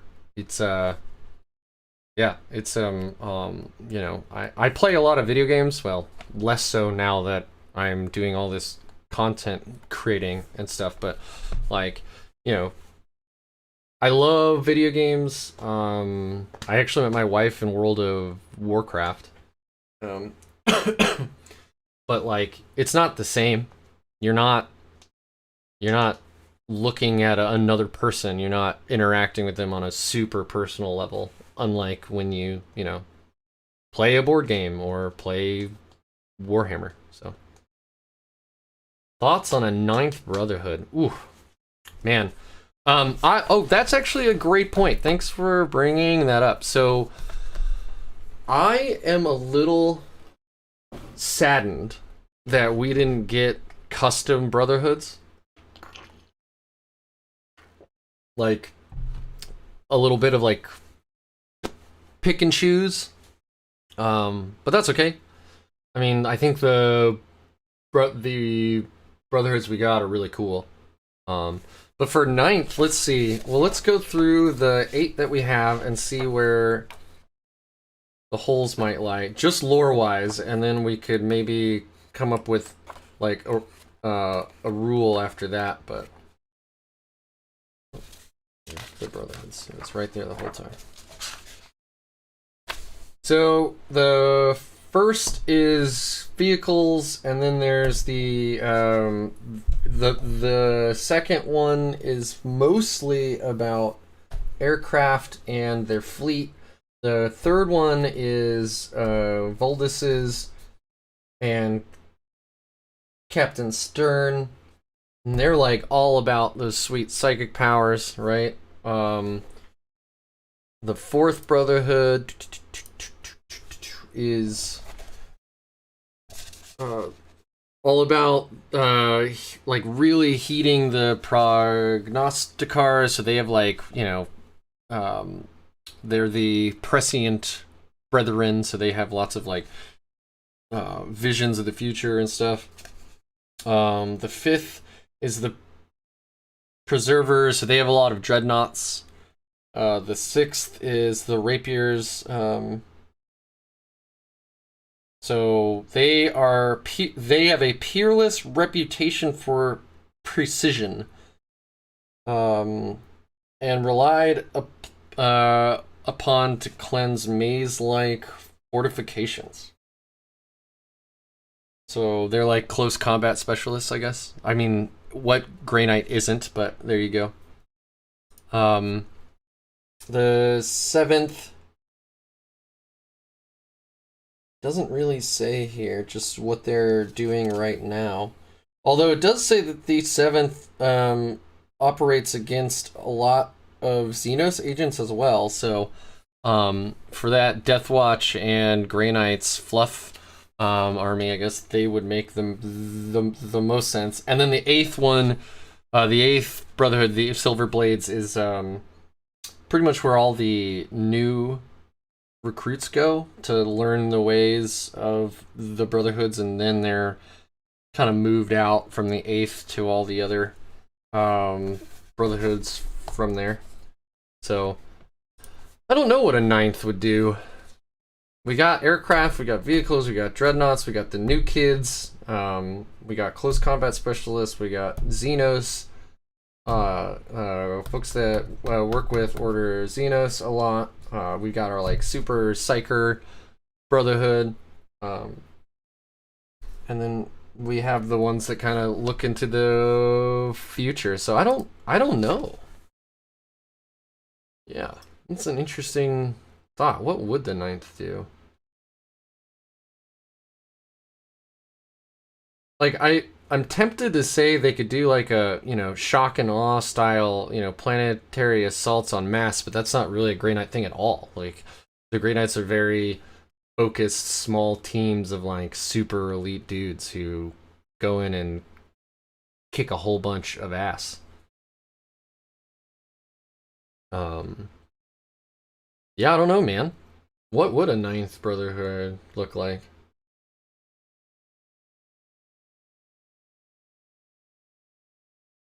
I'm really, yeah, I'm just kind of, I don't want to use the word sad. It's not like I'm actually sad. It's just, and I don't want to use disappointed because I feel like that's too strong, as well. But I did hope that there would be custom chapter or custom Brotherhood rules, like successor chapters for Space Marines, or custom orders for the the Sisters of Battle, but we didn't get that. So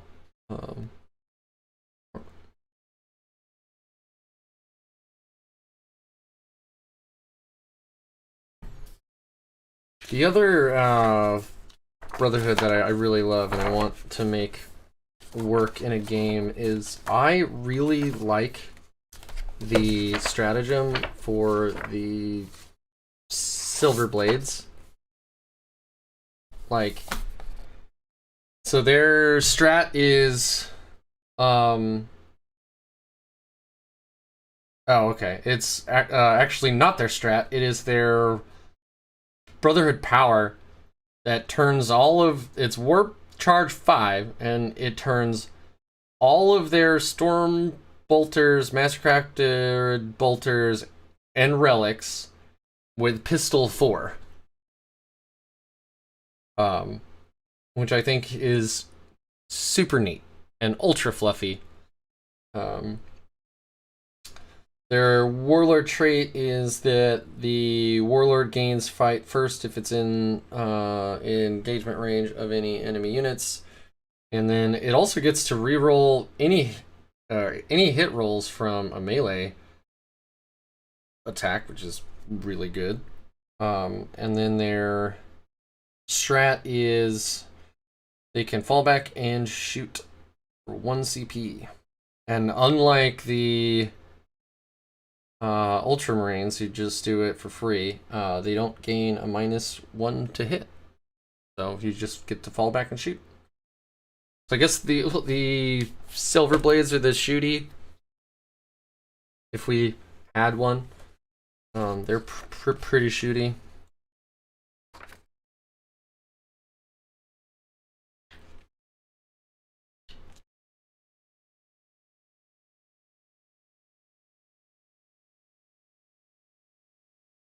Oh yeah, Relic Hunter Brotherhoods might be. Yeah, the armory under Titan just must be crazy. Stacked full of like sealed away demonology and, crazy relics.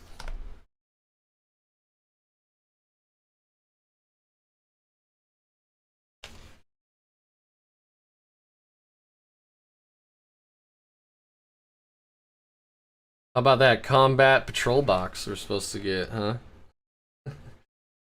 Man, I kind of feel bad for James' workshop in this whole situation right now, because obviously, like, they would never release this book without a combat patrol, but you know, here we are.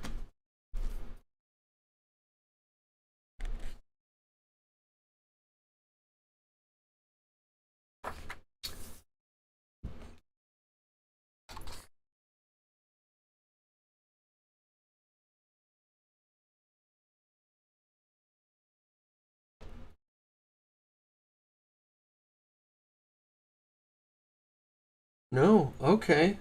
Wow. So,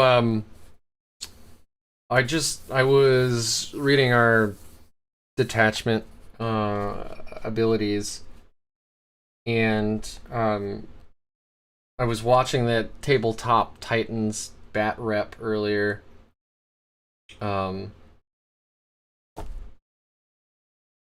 Against the sisters, and John mistakenly said that Grey Knight's rhinos do not get the Aegis, but according to this, it's just a Grey Knight unit.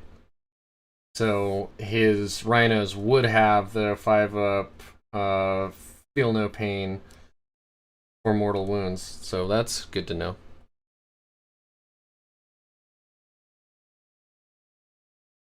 Can purgation squads be combat squatted to have a 5-man unit with 4 special weapons?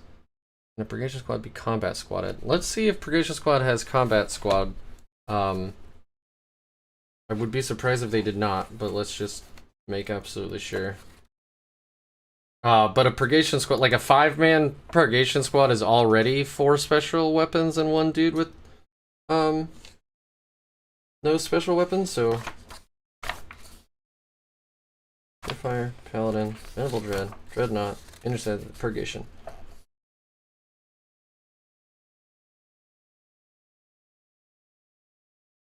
They do have the combat squad ability, so I mean, you could make a 10-man purgation squad, and then you could combat squad them so that there's 1 group of 5 special weapons and 1 group with 4 special weapons in it.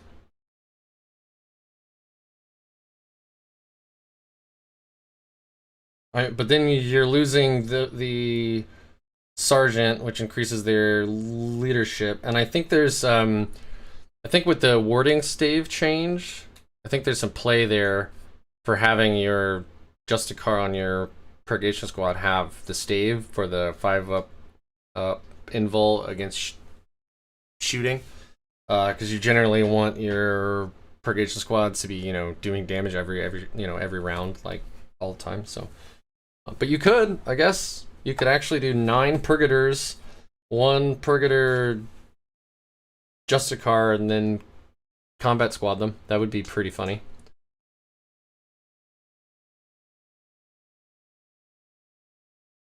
Grey Knights are up next for new models, right? I don't think so, unfortunately. I think Crow's what we're gonna get for a while. I'd like to see some true scaled Grey Knights. Some more Firstborn. Because I mean, I'm not against getting Primaris Grey Knights eventually, but I think that they could still make money off of Grey Knights players by just making our squat Marines taller. And then lore-wise, it makes more sense if they stay Firstborn, and not make them Primaris. So if GW wants to make it so that they're selling new Grey Knight models, you know, I'm gonna buy new ones, whether they're Primaris or they're just true scale. So I'm painting new models either way.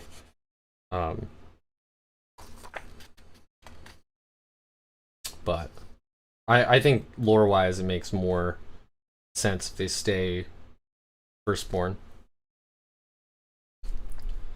Brotherhood of Psychers, does it not say anything of multi-use smite? So the way Brotherhood of Psychers works, or the way smite works, is we get... Oh, hey, I actually turned straight to it. So,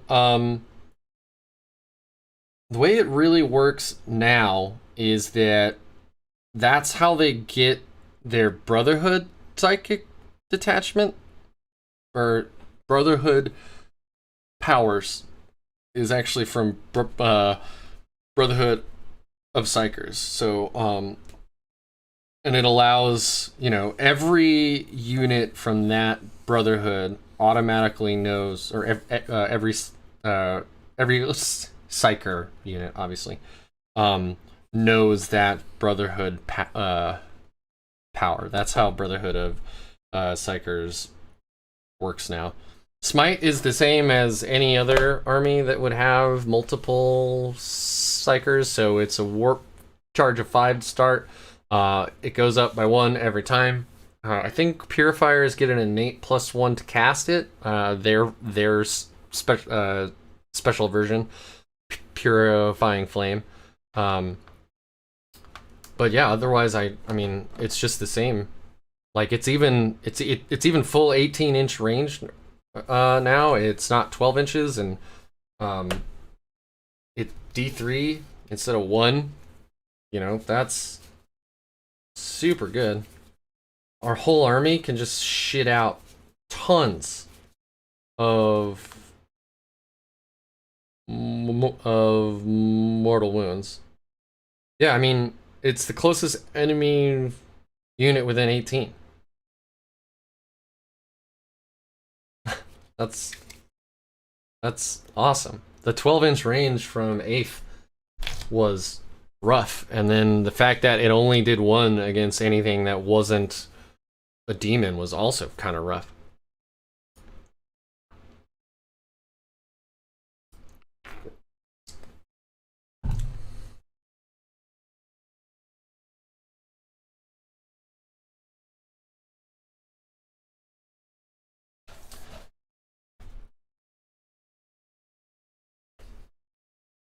Man. Ooh. There's some cool art in these books. I really wish that you could buy, like, just the rules, though. Like, a GT mission pack sized book that was just the rules. No images, no lore. Like, because then you could bring that to your actual game so you have quick reference. What I end up actually doing is I've got like those little stick on page marker thingies, and I'll write like strats and relics and all that on there so I can quickly switch past, as cool as this stuff is with like the heraldry of Titan, when I'm on the actual board game, or when I'm on the actual board playing a game, I don't really care about the heraldry of Titan at that moment. I just want the rules.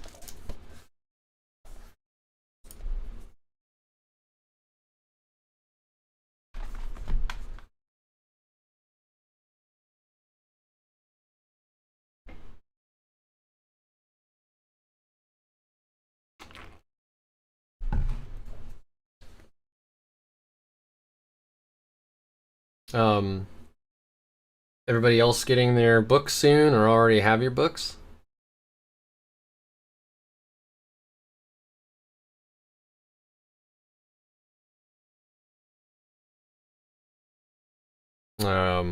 Alternatively, does anybody else have some links to some really good Grey Knight's 9th edition bat reps yet?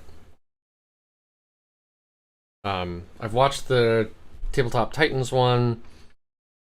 I've watched the Tabletop Tactics one. Actually, I've watched both of the Tabletop Titans one.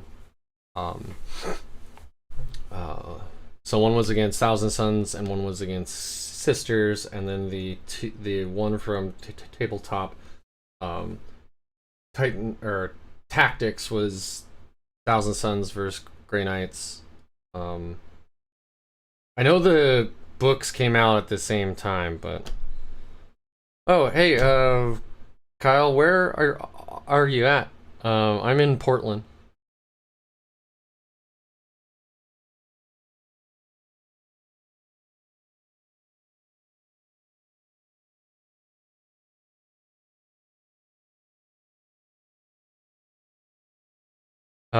I know when I called my local gaming store, I called them yesterday and I made sure that they got the book in.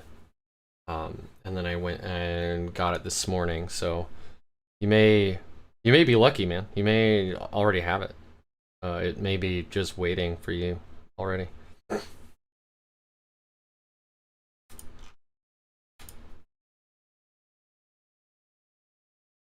Okay, nice.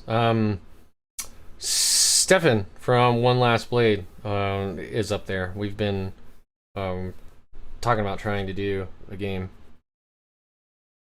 Maybe even he'll record it or something. It'd be interesting to do Grey Knights versus Grey Knights.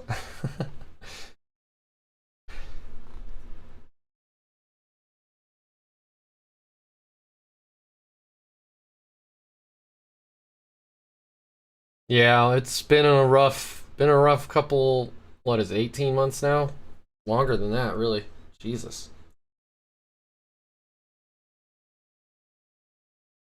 Yeah, I mean, it's been a year. It's been a 2 years. Does anybody else have any questions? Oh, I see. Okay. Yeah, I see. You're actually having it mailed to you. I knew that if I did that, I was guaranteed to not get it in time to do any kind of early morning stream like this. So I'm glad that I went a little out of my way.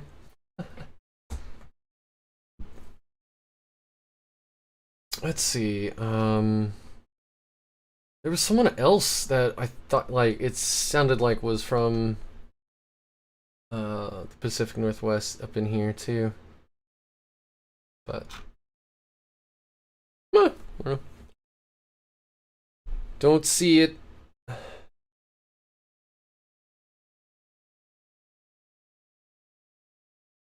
Well, yeah. So let me know if you have any more questions or any more ideas for my list. It is my birthday, and my wife works tonight, so like to go get lunch with her soon.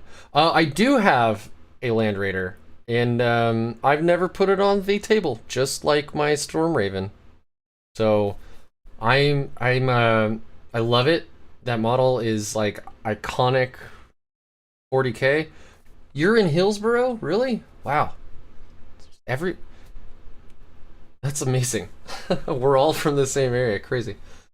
Yeah, I have a Land Raider. It's the one with the dual twin las and the twin heavy bolter. I want to play with it more. I love the idea of slamming it full of Terminators and then driving it up into my opponent's face. I think one of the biggest problems Land Raiders have right now is they just don't have an invul, and there's so much anti-tank, right? Yeah, let's do this again. There's so much anti-tank that it makes it like really, really risky to bring a Land Raider. The model is huge, so it's hard to hide. But 16 wounds with a 2-up save, give it that 4-up invul. You know, it has a 10-inch move. It's just as fast as a Rhino. I would love to see more Land Raider play. Stefan, again, One Last Blade. He loves his. He's got his in like every battle report. Yeah, they cannot ignore it. You're absolutely right.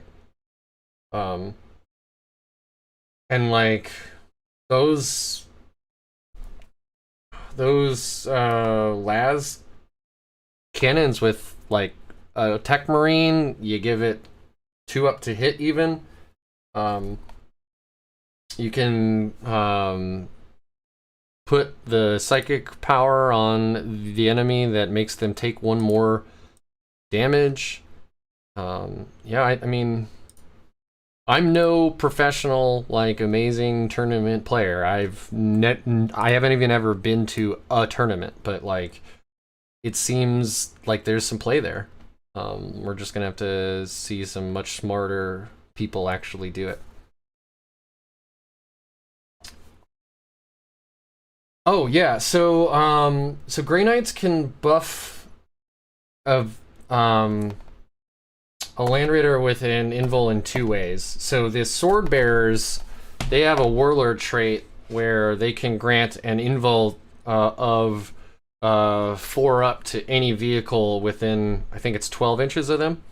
I can look that up in a moment. And then also we have the Sanctuary Power. So the Sword Bearers, if you want to really like double down on that, like you could have a Rhino and a Land Raider, both with a 4-up invul, delivering whatever you need into the enemy's face, right away. I'm having a hard time wondering if the Warlord power might be worth it. Just because it's an extra CP to get the Warlord trait if it's not like your actual Warlord. And I think that the one to grant OBSEC is so good, and the new first into the fray is better than it was. So, I don't know. I'd be hard pressed to take it, but it would be very interesting to use it in a vehicle heavy list, which is kind of what I'm going to be playing tomorrow morning. So again, for folks that just joined, tomorrow morning around 10 a.m. my time, which somebody did the math here up above. I'm in Pacific daylight savings time, so anyway, I'll be live streaming a game against the Druhkari. I'll be rolling a pretty vehicle heavy list, so. Oh man, Kyle, I was doing an interview with Richard Kalnin, who took Grey Knights to the Atlantic City Open, I believe it was. I've got his interview on my channel, but Richard told me about the Terminus Ultra. I don't know if you've heard about that kind of Land Raider. I'm gonna bring up a picture because it is hilarious. It has 8 las cannons. Not even kidding. 8. That is its stock loadout.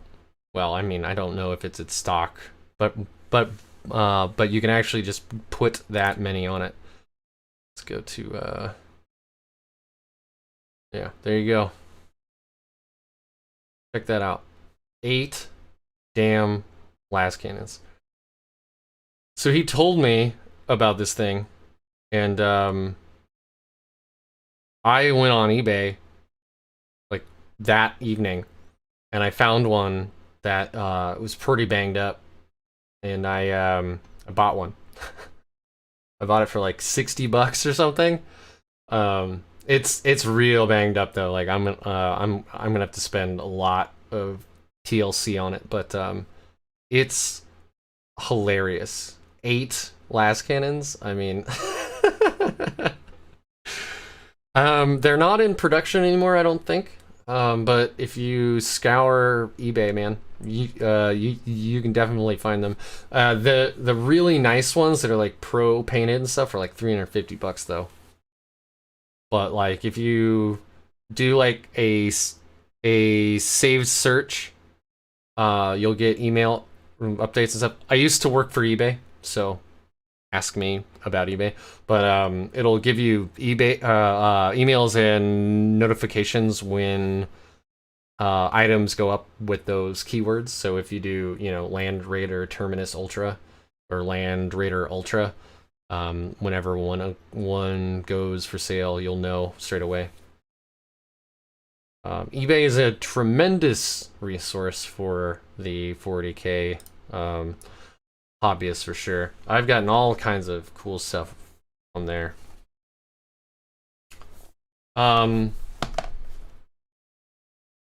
Said something about I'd get back to that, and now I can't remember what I said I'd get back to.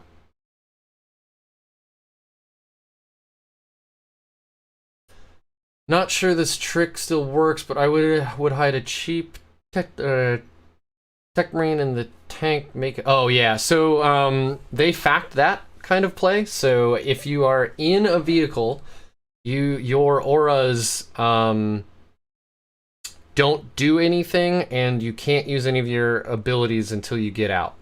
Obviously, there are open top vehicles that you can do that kind of thing, but that the Land Raider and the Rhino aren't one of those. So, yeah, you can't really do that anymore. You can't. You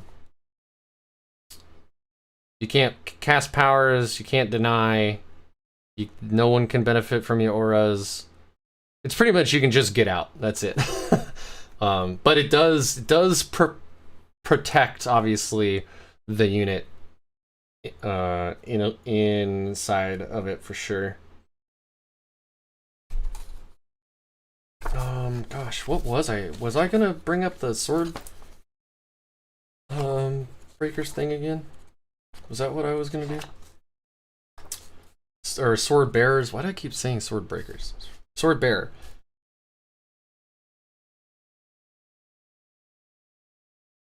Yeah, yeah, so their warlord trait is rights of protection. You select one friendly sword bearer's vehicle within 12 inches, and until the start of your next psychic phase, they have a 4-up invul, which is really good. If you're gonna have a meaty 16 wound target on the field like a Land Raider, full of expensive units that they don't want to get into melee with, you should definitely give that thing some kind of invul. That's one of the reasons I'm so excited for the Nemesis Dread Knights now. They all have an invul, every single one of them. That significantly like ups their potential lifespan against things like multi-meltas or eradicators or crack missiles or whatever else, las cannons. Especially those laser chicken las cannons from AdMech Assault 2. D3+3. Must be nice.